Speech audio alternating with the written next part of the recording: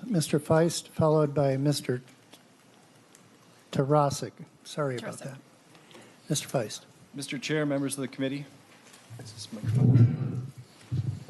Mr. Chair, members of the committee, my name is Ben Feist. I'm a legislative director with the ACLU of Minnesota. The ACLU of Minnesota supports the legalization of marijuana through a system of taxation, licensing, and regulation.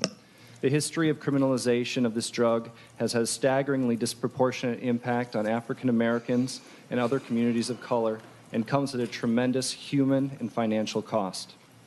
Arrests and convictions for possessing marijuana can negatively impact public housing, student financial aid eligibility, employment opportunities, child custody determinations, and immigration status.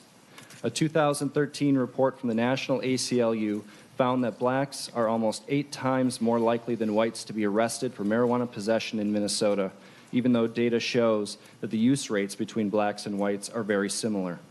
This was the 3rd highest disparity in the nation.